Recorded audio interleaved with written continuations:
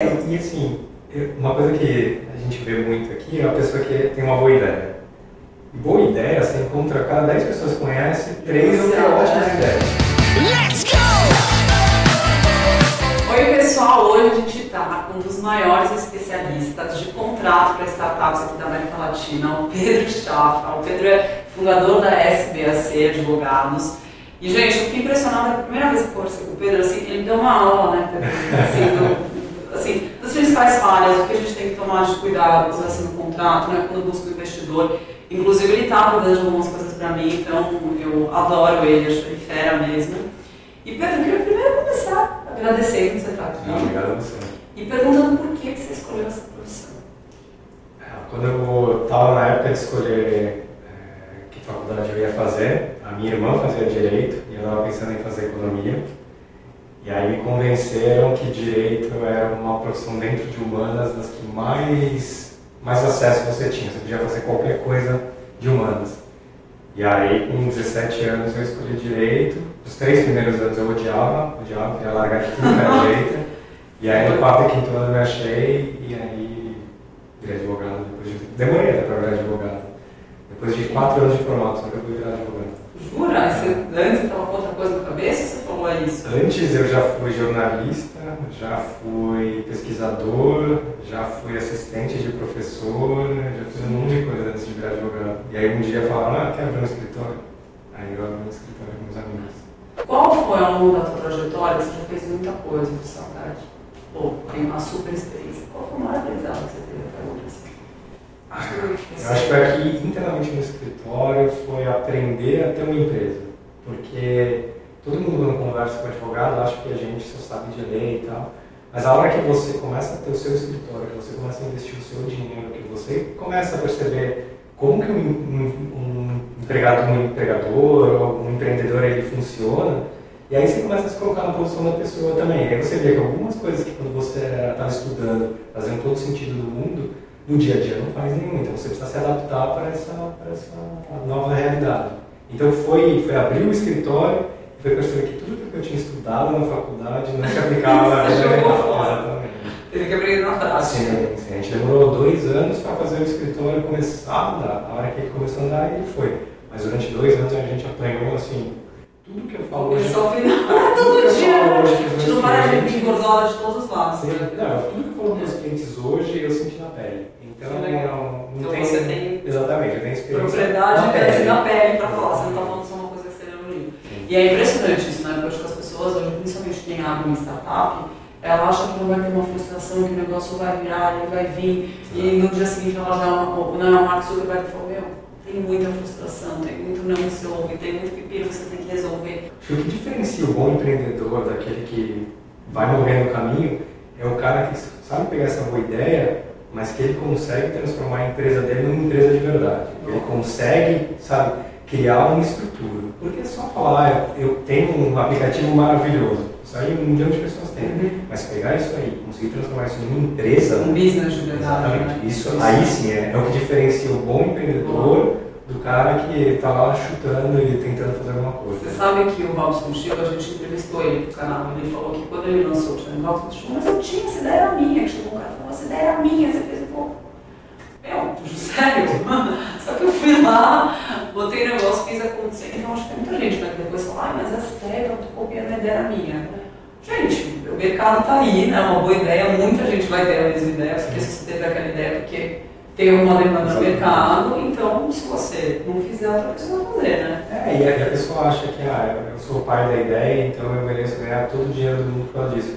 Nem sempre o cara que teve a ideia é o cara que consegue ganhar dinheiro com aquilo. A pessoa não sabe ganhar dinheiro. Às vezes não é trabalhar muito, às vezes não é ter uma boa ideia, às vezes é o cara que é super organizado, que consegue prever o que vai gastar, como vai gastar, quando vai receber dinheiro, que consegue ter os bons contatos, consegue se relacionar com as pessoas.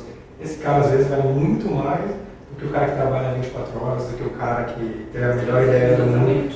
É uma conjunção de fatores, não tem uma pessoa que vai falar, não, aí vai dar certo. E por que a gente tende a trabalhar com as pessoas que são parecidas com a gente, procurar a gente, e aí não dá certo, porque aí são várias pessoas com o mesmo perfil e onde o negócio precisa, né, assim, você falou, se alguém é muito criativo, tem que ter alguém muito mais de planejamento, de organização. normalmente as pessoas tendem a querer trabalhar com quem é parecido, né? De personalidade ou de jeito. Eu vejo aqui no escritório, por exemplo, eu sou muito desse avoado, estou sempre olhando lá na frente, pensando o que a gente deveria estar fazendo e tal. Meu sócio é o contrário, ele é o pé no chão, que não deixa a gente fazer nada, não deixa se movimentar, você tem que fazer tudo direitinho e tal. E aí é bom, porque eu fico olhando e falando, ó, você tem que fazer isso, tem que fazer aquilo. Aí ele olha, então vamos dar um passo para trás. Aí você consegue chegar no meio. Mas eu acho que as pessoas elas se juntam muito assim, com pessoas parecidas, porque é legal, né? Você consegue conversar, quando você conversa com uma pessoa, eu por exemplo, adoro conversar com uma pessoa que fica viajando. E daí a gente numa reunião, dominando o mundo, ganhando todo o dinheiro, né? Só que nunca sai no papel, nunca acontece nada e tal. E aí quando eu vou conversar com o cara, com o meu sócio, daí ele já começa a jogar balde de água fria, ele já começa a falar, aí dá aquele desestímulo. Mas é importante, é o cara que vai transformar a minha ideia numa coisa real. Só que na hora de conversar com ele é um saco, né? Tudo que eu penso, ele vira e fala, não, baixa a bola. Mas ele te complementa, porque ele tem outro, né? São outras habilidades que são super importantes. Exatamente. Porque você planejar, como você falou, você ser organizado. A gente fala muito aqui, né, no canal também, que eu sou aquela também que gosto, não, vou fazer, vou acontecer, e muitas vezes você acaba, né, perdendo até a mão, porque você quer fazer, e você acaba não realizando, não concretizando as coisas, né, de um jeito certo, fala, vamos fazer uma coisa de cada vez, o foco, que é importante também, né? Sim. Senão você faz um monte de coisa e não está fazendo nada. E uma coisa que as pessoas confundem também é sócio com amigo. Não é porque o cara é seu sócio que ele tem que ser seu amigo, que ele tem que ir no bar, que ele tem que conversar com você, que vocês têm que se amar. É uma coisa muito diferente. Eu dei sorte de ter aqui, o meu sócio é meu amigo desde a época da faculdade. Mas você ter um sócio que é seu amigo é um plus.